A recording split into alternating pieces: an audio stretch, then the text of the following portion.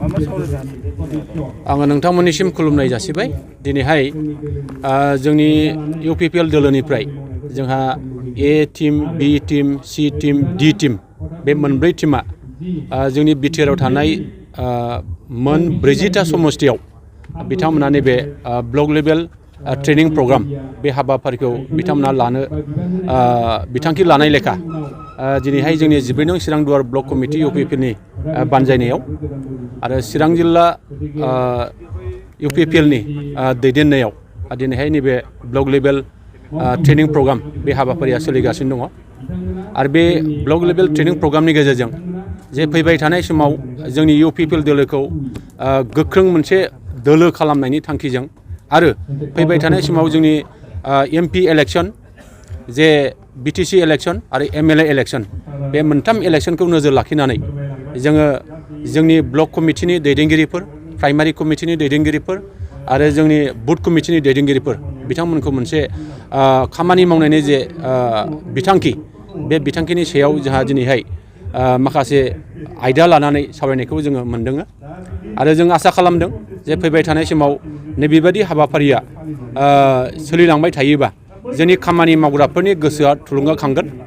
आरो जोंनि फैबाय थानाय समाव जों जे मोनसे गोहोगोरा दोलो हानजा बे निस्सय जोङो गायसनजागोन आं आसा खालामो जोंनि इउपिपिएल दोलोआ हासार गोनां हानजा आरो बे इउपिपिएल दोलोखौ दैदेनग्रा जे जोंनि गेदेमा प्रमद बर'आ सासे अहिंसानि सासे दैदेनगिरि आरो बिथांनि थांखि आरो नोजोरा दिनैहाय सारा बिटिआरआवनो सारा आसामावनो सारा भारतआवनो सारा बिश्वआवनो सासे मिथिजानाय बेबायदि दैदेनगिरि जों मोननो हादों आसा खालामो बिथांनि दैदेननायनि गेजेरजों जोङो फैबाय थानाय समाव निस्सय जोंनि बे सरकारा जोंनि बे दोलोआ बयजोंबो गनायजानाय मोनसे दोलो जागोन आं बेखौ मिजिं खालामो आरो जोंनि बिटिआर सरकारनिफ्राय दिनैहाय जोंहा गोबां माखासे बिथांखि लानानै दिनै खामानि मावबाय थानायखौ जों नुदों आरो जों आसा खालामो फैबाय थानाय समाव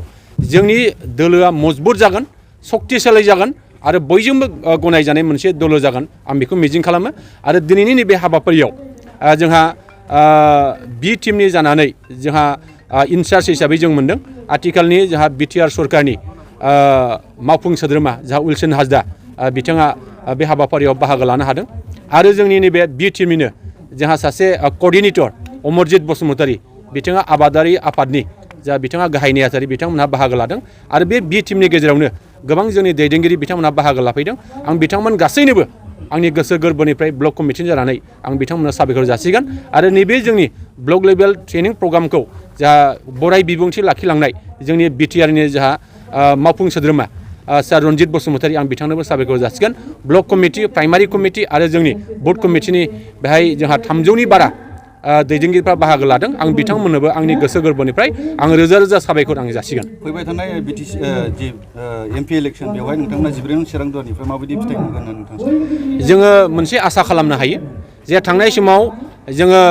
बिटिआर सरकार फैयैनि सिगां जोङो गोबां इलेक्शन जोङो बाहागो लादों किन्तु जोङो देरहासार जानो हायाखै थांनाय 2020 मायथाइयाव जोङो बिटिआर इलेक्शनाव जोङो बाहागो लादों आरो बे समस्तिनिफ्राय जों देरहासार जानो हादों जोंनि रन्जित बसुमतारीया दिनैहाय बे समस्तिनि सासे एमसिएलए जानानै बिटिआरआव इएम जानो हादों आरो थांनाय समावहाय 2021 मायथाइयाव जोंहा एमएलए बिसायख'थि जादों बे एमएलए बिसायख'थियावबो थांनाय समाव जों देरहासार जानो हायाखैमोन नाथाय थांनाय 2021 मायथाइनि जे एमएलए बिसायख'थियाव जोंनि बे समस्तिनिफ्राय जोङो 14 नं चिरां दुवार समस्तिनिफ्राय जोङो 30,000 जोङो बाहाय भट हरनानै जों बिथांनो देरहासार खालामनो हादों आसा खालामो फैबाय थानाय समाव जोंहा एमपि इलेक्शनानो जा बिटिसि इलेक्शनानो जा आरो जा एमएलए इलेक्शनानो जा जों बिनिफ्राय जोङो 100% जों देरहासार जानो हागोन आरो बियो दिनैहाय जोंनि मावथिफोरनि जे बाहागो लानाय रायजो राजाफोरनि जोंखौ मदद खालामनाय आरो बेखौ जों नुयोब्ला दिनैहाय जों निश्चय 100% जोङो बे समस्तिनिफ्राय देरहासार जागोन जों बेखौ बुंनो हायो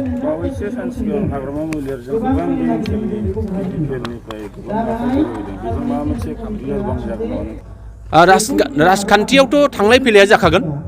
जे बिथांमोननिफ्रायबो जोंनाव हाबफैदों जोंनिफ्रायबो सासे सानैया बेबायदि थांनो हागौ बे जोंनि थाखाय खुनु पार्टिया दुर्बल जानायनि बाथ्रा गैया पार्टिया जोबस्रांनायनि बाथ्रा गैया जे पार्टिया दिनै जोङो मजबुत जागासिनो दङ आरो गुबुन गुबुन दोलोनिफ्राय जोंनि दोलोआव हाबफैनाया दिनै एन्टर जागासिनो दङ आरो जों दा बावैनो नैबे जोंनि 14 नं चिरांदुवार समष्टियाव मोनसे मेगा जयनिं प्रग्राम हाबाफारि जों लानो थांगासिनो दं आरो बेखौ नायोब्ला आरो फैबाय थानाय समाव बे ओनसोलाव जे बिपिएफनि जिखिनि खामानि मावनाय बा बिपिएफनि जे गोहो बे गोहोआ जोबनायनि लामायाव थांगासिनो दं।